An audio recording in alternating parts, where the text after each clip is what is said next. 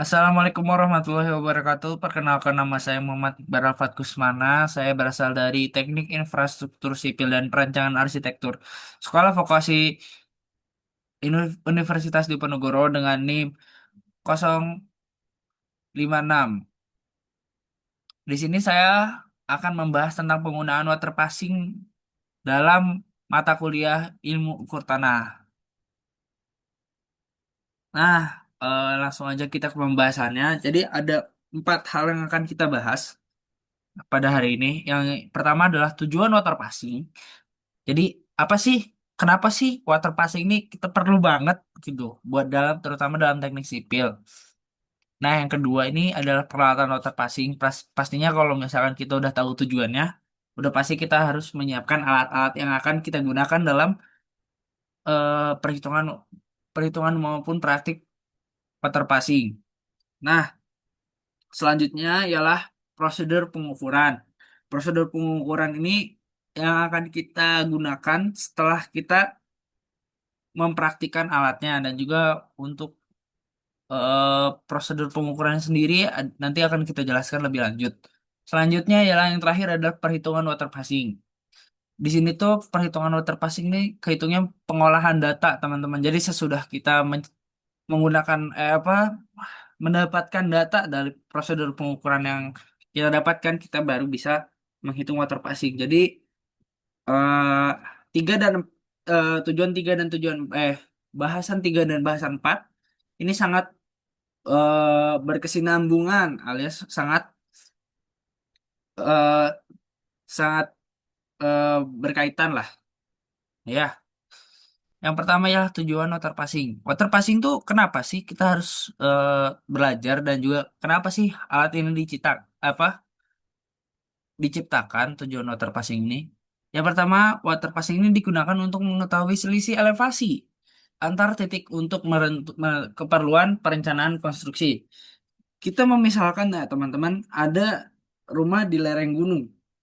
Pasti ada jalannya nggak lurus kayak gini kan, tapi ada miring kayak gini. Nah, kita harus menentukan apakah ada ada pembabatan dari lahannya sendiri yang membuat jadi landai atau penambahan tanah ataupun membuat bangunannya menjadi lebih miring ataupun ada penambahan pada bangunannya agar bangunan tersebut kokoh dan juga berdiri dengan stabil gitu. Nah, prinsipnya adalah membuat garis bidik yang benar-benar horizontal. Dengan garis bidik ini, horizontal ini kita bisa membandingkan jarak vertikal dari garis tersebut ke titik titik permukaan tanah menggunakan rambu ukur.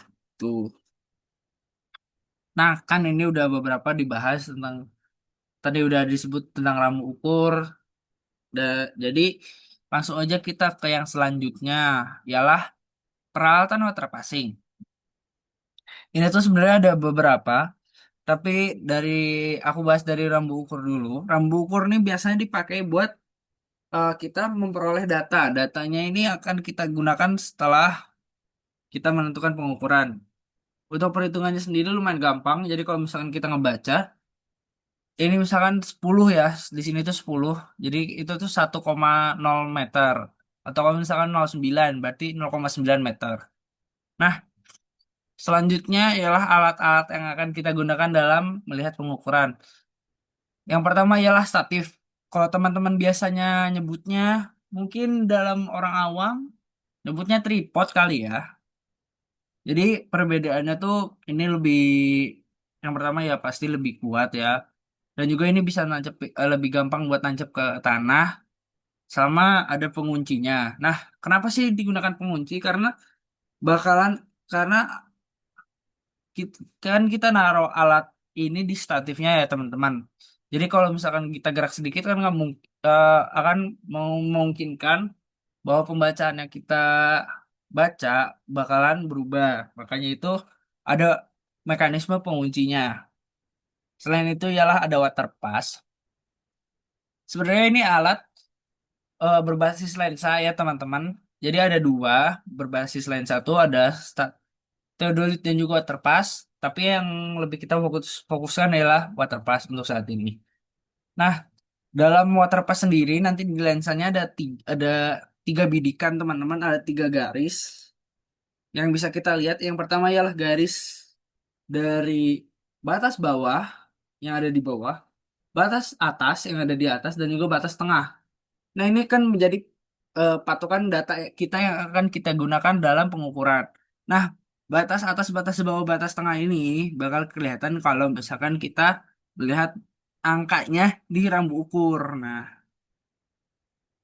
karena udah tahu mekanismenya, pasti pasti dong kita harus menggunakan Nivo. Karena Nivo ini mungkin bagi orang awam menyebutnya water pass ya.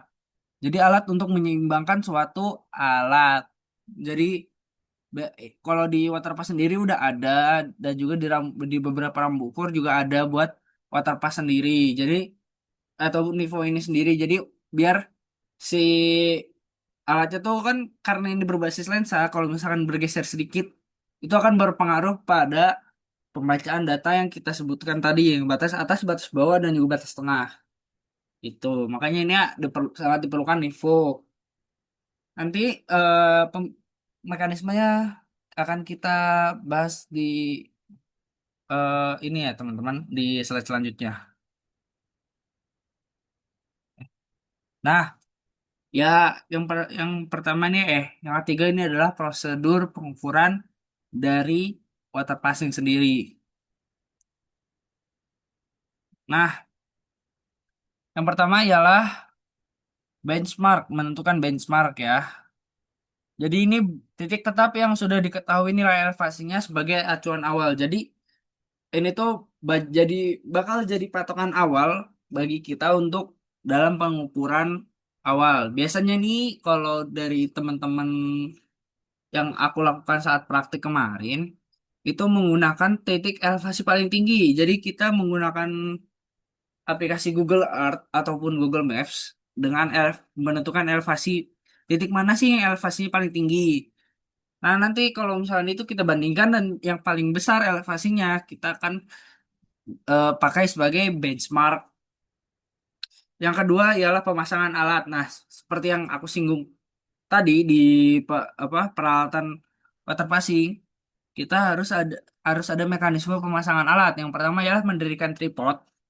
Tripod kita berdirikan, kita buka penguncinya, lalu kita kunci lagi.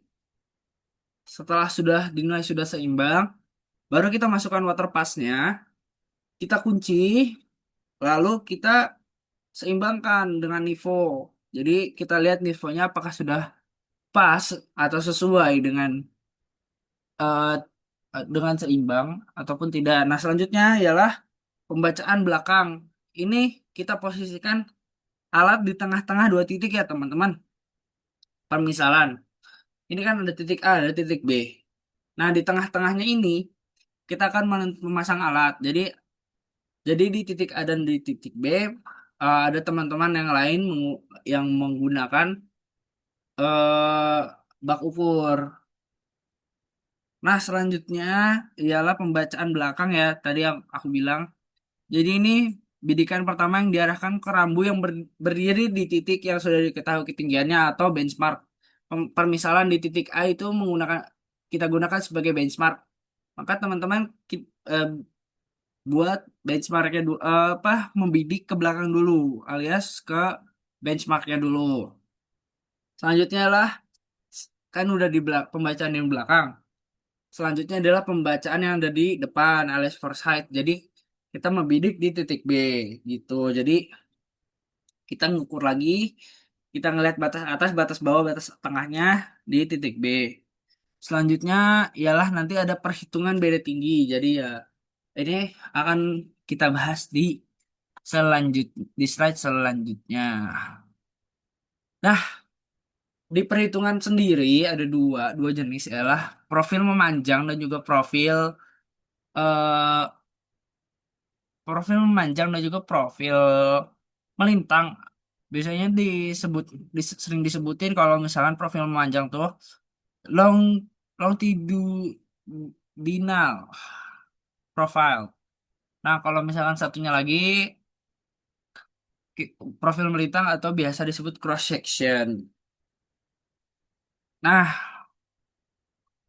Profil memajang tuh kayak gimana sih maksudnya? Profil memajang digunakan untuk menentukan ti- ketinggian titik titik di setiap garis sumbu. Nah, garis sumbunya ini yang kita pakai, seingatku X dan Y ya. Nah, langsung aja kita ke contoh soal. Misal kita punya diketahui ya.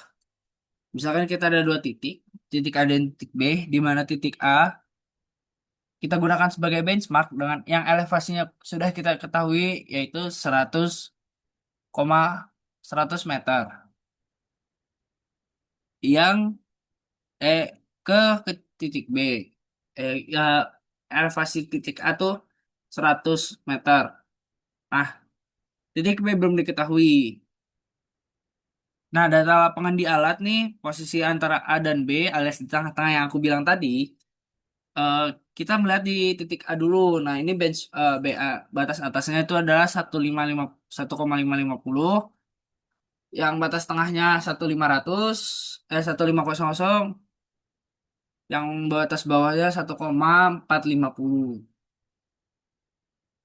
Nah, habis itu kita ukur ke yang depannya, alias ke muka titik B. Yaitu batas atasnya 1,250, batas tengahnya 1,200, batas bawahnya 1,150. Nah, langkah perhitungannya adalah kita mengecek akurasi yang sudah kita dapatkan menggunakan, jadi batas atas dikurangi batas atas tambah batas bawah dikurangi dua yang akan menghasilkan batas tengah. Nah, karena ini kita cek akurasi cuma di titik A, jadi kita hanya menambahkan batas atas satu 1,550 ditambah 1,450 kita bagi dua yang menghasilkan 1,500, 1,5, yang membuktikan bahwa data tersebut memang benar. Jadi batas tengah dan juga cek akurasi harus sama. Yang kedua ialah hitung beda tinggi alias yang hitung beda tinggi ya. Yang misalkan di titik A sama titik B udah pasti berbeda karena di titik A sudah diketahui benchmarknya, sementara di titik B belum diketahui benchmarknya. Nah, kita hitung beda tinggi H sama dengan BT yang di belakang, alias BT di titik A dikurangi BT yang batas tengah yang dikurang batas tengah yang di titik B. Jadi batas tengah A, batas tengah titik A dikurangin batas tengah titik B. Nah, yang menghasilkan 0,3 meter plus 0,3 meter. Jadi lebih naik ya hitungnya. Nah, hitung elevasi titik B. Cuma ini tuh karena kita kan nyari elevasinya juga di titik B. Jadi kita cuman elevasi titik B sama dengan elevasi titik A ditambah dengan H. H-nya itu yang sudah kita dapatkan tadi.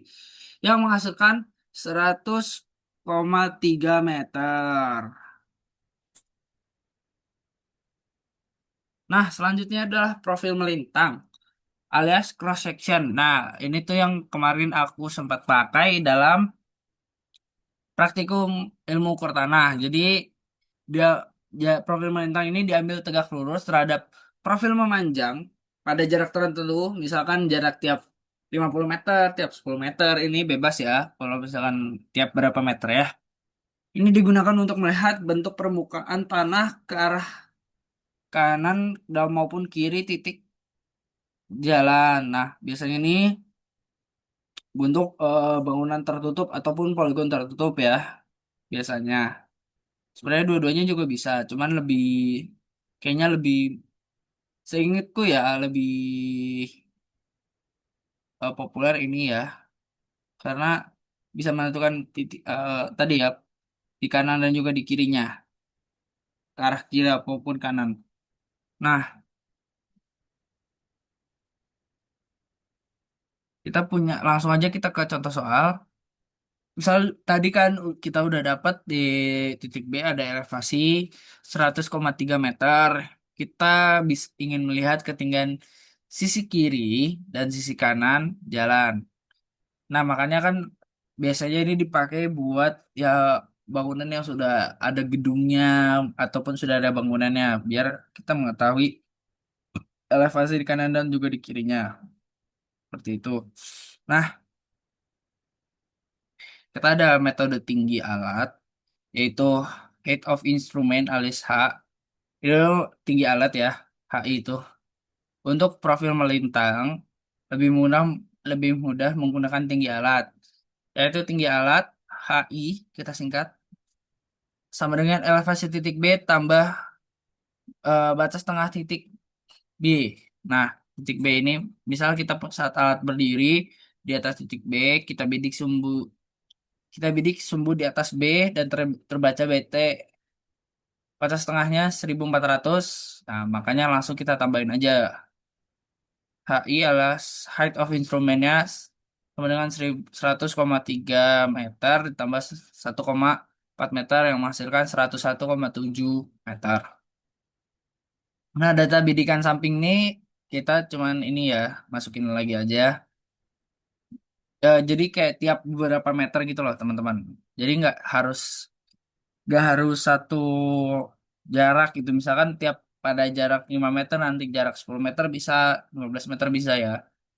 Nah, yang pertama bidikan ke kiri alias L left one pada titik 5 meter yang menghasilkan BT-nya batas tengahnya 1,6 meter. 1,6. 1.600 sorry. Nah, nanti langsung kita bidikan ke kanan alias R1-nya pada titik pada jarak 5 meter juga dengan BT 1,1300. Nah, elevasi di left one alias di kiri sama dengan HI alias eh, tinggi alat dikurangin batas tengah dari dari kiri, batas tengah dari perhitungan yang ada di kiri yang menghasilkan 101,7 dikurangi 1000 dikurangi 1,6 yang menghasilkan 100,1 meter. Nah, selanjutnya ialah elevasi yang ada di kanan, yaitu menggunakan eh, metode tinggi alat dikurangi dengan batas tengah kanan pada jarak 5 meter, yaitu 101,7 dikurangin 101,3 yang menghasilkan 100,4 meter. Begitu teman-teman. Jadi untuk ilmu water passing ini sangatlah penting bagi kita terutama dalam teknik sipil untuk mengetahui elevasi dan juga untuk mengetahui kenapa sih eh untuk mengetahui bahwa bangunan ini apakah bisa kita bangun langsung kita bangun ataukah ada beberapa penyesuaian yang akan kita lakukan sebelum adanya pembangunan. Ini tuh sangat membantu terutama kalau misalkan kita ada di daerah pegunungan ataupun daerah-daerah yang eh, lebih tidak memungkinkan untuk dibangun secara normal. Jadi ya ini sangat berguna terutama dalam teknik sipil karena ini juga akan berpengaruh pada kos alias pengeluaran yang akan kita keluarkan. Apakah kita harus membabat membabat tanahnya menjadi landai ataupun kita harus menambahkan tanahnya ataupun kita harus membangunnya eh, harus menambahkan sedikit perubahan pada bangunannya itu akan mempengaruhi dengan kos yang akan kita butuhkan dan juga menyesuaikan dengan budget yang akan kita pakai. Sekian saja dari saya. Wassalamualaikum warahmatullahi wabarakatuh.